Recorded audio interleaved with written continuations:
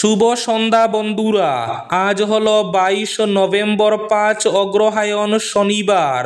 আজকের সন্ধ্যার বিশেষ বিশেষ খবরগুলি হলো: ছাত্রীদের নিযুত মইনার প্রকল্পের পর এবার ছাত্রদের জন্য আসছে বাবু প্রকল্প।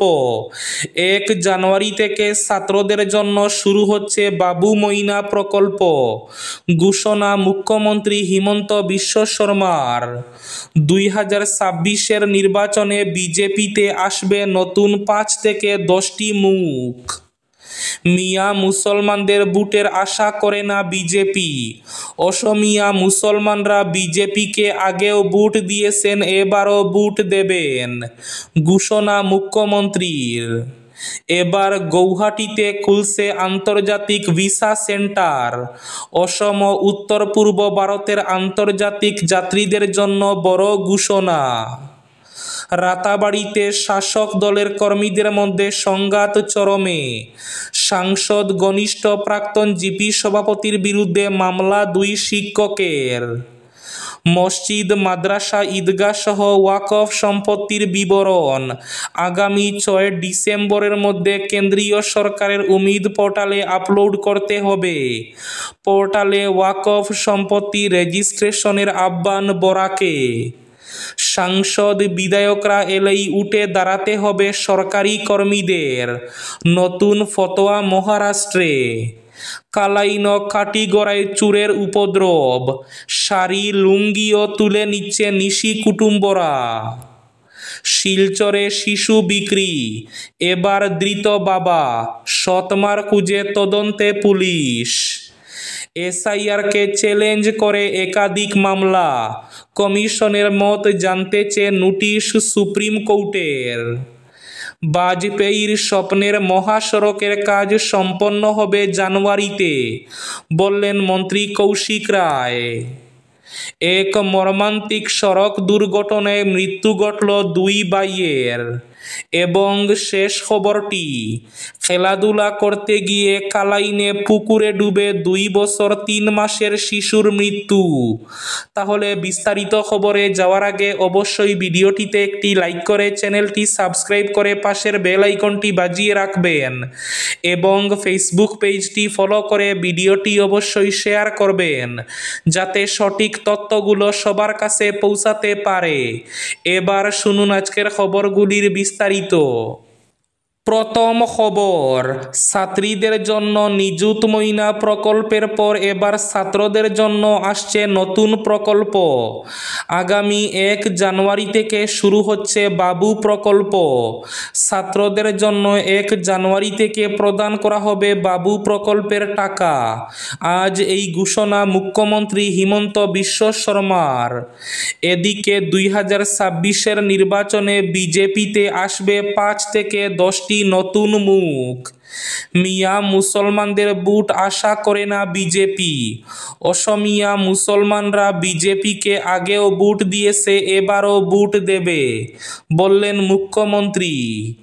এদিকে এবার গৌহাটিতে খুলছে আন্তর্জাতিক ভিসা সেন্টার। ঘোষণা মুখ্যমন্ত্রীর। অসম উত্তর পূর্ব ভারতের আন্তর্জাতিক যাত্রীদের জন্য বড় ঘোষণা। শীঘ্রই গৌহাটিতে চালু হতে চলেছে আন্তর্জাতিক ভিসা সেন্টার, যেখানে শুরুতেই 60টি দেশের ভিসা পরিষেবা পাওয়া যাবে। এর ফলে ভিসার বায়োমেট্রিক জমা দিতে আর দিল্লি বা মুম্বাই যেতে হবে না, এমনটাই জানালেন মুখ্যমন্ত্রী হিমন্ত বিশ্ব শর্মা। মুখ্যমন্ত্রী জানান, বিদেশ যাত্রার বায়োমেট্রিক প্রক্রিয়ার জন্য দীর্ঘ দূরত্ব অতিক্রমের যে বাধা এতদিন ছিল, তা এবার শেষ হতে চলেছে। সামাজিক মাধ্যমে লেখেন, ভিসার বায়োমেট্রিক জমা দিতে আর দিল্লি বা মুম্বাইয়ে দীর্ঘ যাত্রা নয়। অসম উত্তর পূর্বের মানুষের জন্য এটা ইতিহাস হতে চলেছে। পোর্টালে ওয়াকফ সম্পত্তি রেজিস্ট্রেশনের আহ্বান। মসজিদ, মাদ্রাসা, ঈদগাহ সহ ওয়াকফ সম্পত্তির বিবরণ আগামী 6 ডিসেম্বরের মধ্যে কেন্দ্রীয় সরকারের উমিদ পোর্টালে আপলোড করার জন্য জেলার সংশ্লিষ্ট ব্যক্তিদের শিলচর বড় মসজিদ কমিটির পক্ষ থেকে আবেদন জানানো হয়েছে। শুক্রবার জুম্মার নামাজের আগে মসজিদ কমিটির সভাপতি প্রাক্তন বিধায়ক আলহাজ আমিনুল হক লস্কর সমবেত মুসল্লিদের নিজ নিজ এলাকার মসজিদ, মাদ্রাসা, ঈদগাহ এবং ওয়াকফ সম্পত্তি উমিদ পোর্টালে রেজিস্ট্রেশন করার ব্যাপারে জনসচেতনতা চালানোর আহ্বান জানান। আমিনুল জানান, মুসলিম সম্প্রদায়ের ওয়াকফ সম্পত্তির উপর কড়া নজরদারি চালাতে কেন্দ্রীয় সরকার এই উদ্যোগ নিয়েছে। মুসলিম সম্প্রদায়ের ওয়াকফ সম্পত্তি সুরক্ষার জন্য প্রতিটি মসজিদ, মহল্লা এ ব্যাপারে প্রয়োজনীয় নথিগুলি রেজিস্ট্রেশনের ব্যাপারে বিশেষ গুরুত্ব দেওয়ার জন্য আমিনুল আবেদন জানান। তিনি বলেন, এই সম্পত্তি রেজিস্ট্রেশন করা না হলে ভবিষ্যতে দখল নিয়ে আইনি জটিলতা দেখা দিতে পারে। খেলাধুলা করার সময় কালাইনে পুকুরে ডুবে 2 বছর 3 মাসের শিশুর মৃত্যু। কাটিগড়া বিধানসভা কেন্দ্রের কালাইন এলাকায় ঘটে গেল এক হৃদয় বিদারক ঘটনা। সুন্দাউড়ার বাসিন্দা মায়াজুল আলীর পরিবারের উপর নেমে এলো অকল্পনীয় শোক। জলে ডুবে প্রাণ হারালো 2 বছর 3 মাস বয়সী শিশুকন্যা মাহিরা আক্তার। জানা গেছে, শুক্রবার দুপুরে খেলাধুলার মধ্যে হঠাৎই নিখোঁজ হয়ে যায় ছোট্ট মাহিরা। ঘরের ভেতর বাইরে সব জায়গায় খোঁজাখুঁজি করেও তাকে খুঁজে পাওয়া যাচ্ছিল না। উদ্বেগ বাড়তে থাকে মিনিটে মিনিটে। বিকেল গড়িয়ে 4:45 নাগাদ ঘরের লাগোয়া পুকুরের জলের মধ্যে পরিবারের এক সদস্যের নজরে আসে শিশুটির দেহ। সঙ্গে সঙ্গেই তাকে উদ্ধার করে কালাইন কমিউনিটি হেলথ সেন্টারে নিয়ে যাওয়া হয়। দুঃখজনক হলেও সত্য, কর্তব্যরত চিকিৎসক পরীক্ষা নিরীক্ষার পর মাহিরা আক্তারকে মৃত বলে ঘোষণা করেন। একটি নিষ্পাপ প্রাণের নিভে যাওয়ায় শোকের ছায়া নেমে আসে সমগ্র এলাকায়। এসআইআরকে চ্যালেঞ্জ করে একাধিক মামলা। কমিশনের মত জানতে চেয়ে নোটিশ সুপ্রিম কোর্টের।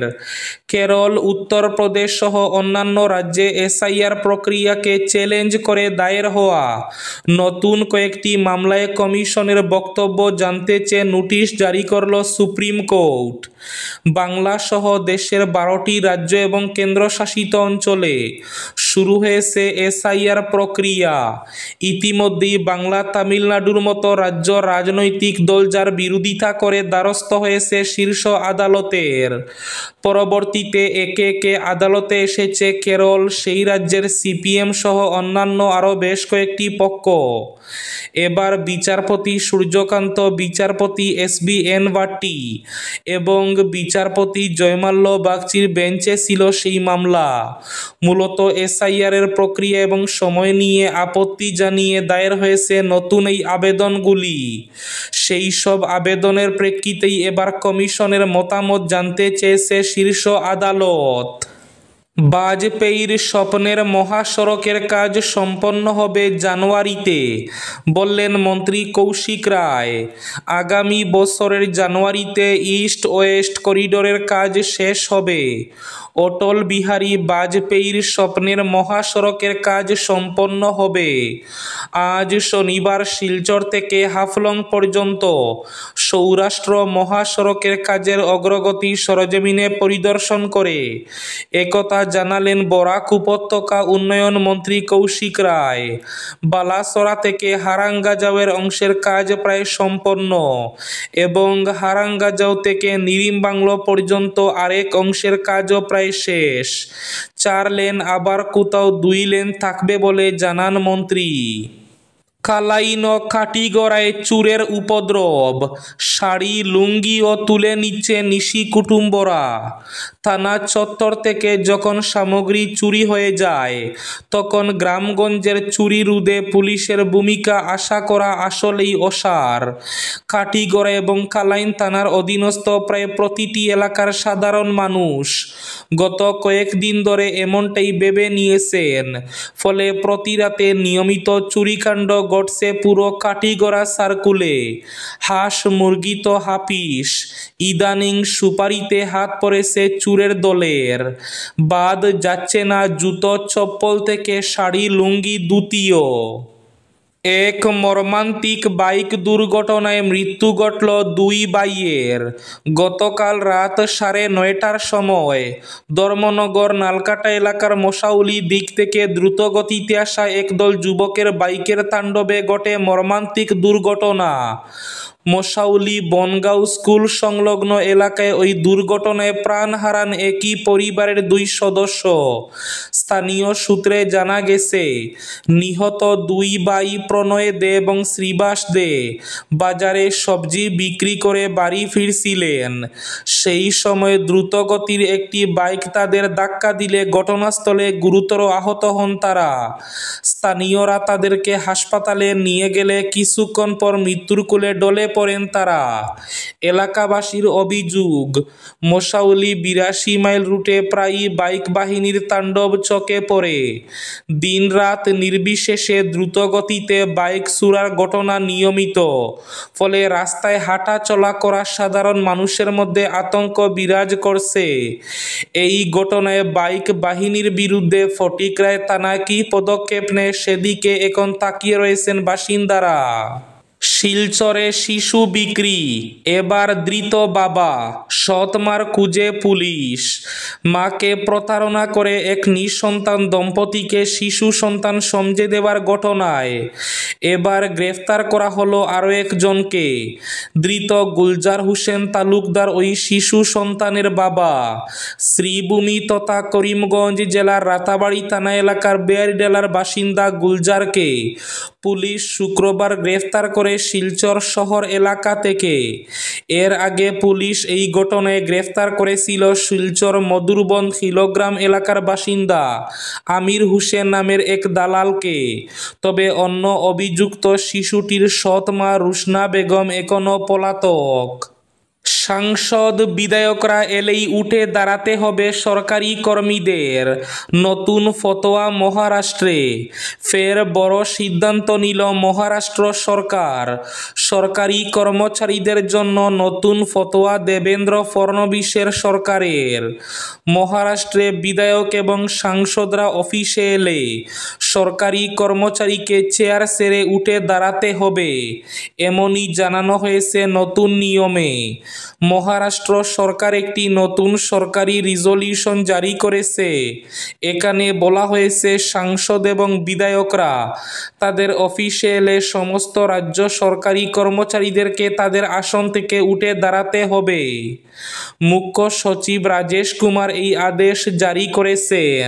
এবার শেষ খবরটি, রাতাবাড়িতে শাসক দলের কর্মীদের মধ্যে সংঘাত চরমে। সাংসদ ঘনিষ্ঠ প্রাক্তন জিপি সভাপতির বিরুদ্ধে মামলা 2 শিক্ষকের। রাতাবাড়ি তথা নবগঠিত রামকৃষ্ণনগর বিধানসভা কেন্দ্রে শাসক দল বিজেপির 2 শিবিরের মধ্যে সংঘাত অব্যাহত রয়েছে। রামকৃষ্ণনগরে শাসক দলের কর্মীরা বর্তমানে সাংসদ কৃপানাথ মালা এবং বিধায়ক বিজয় মালাকার এই 2 শিবিরে বিভক্ত। আড়ালে আবডালে এই সংঘাত দীর্ঘদিন ধরে চললেও এখন প্রকাশ্যে, বিশেষ করে সোশ্যাল মিডিয়ায় উভয় শিবিরের আক্রমণ প্রতি আক্রমণ দেখলে অবাক হতে হয়। কারণ শৃঙ্খলা পরায়ণ দল হিসাবে পরিচিত বিজেপি এখন কংগ্রেসি কালচারে জেরবার। সোশ্যাল মিডিয়ায় বিরূপ মন্তব্য করার অভিযোগ এনে সাংসদ কৃপানাথ মালার ঘনিষ্ঠ হরিনগর জিপির প্রাক্তন সভাপতি আইনুল হকের বিরুদ্ধে রাতাবাড়ি থানায় এজাহার দায়ের করলেন বিধায়ক বিজয় মালাকারের ঘনিষ্ঠ 2 শিক্ষক অংশুমান পাল ও আব্দুর রহমান বাবুল। এই ছিল আজকের সন্ধ্যার বিশেষ খবরগুলি। ভিডিওটি অবশ্যই লাইক করে শেয়ার করে দেবেন।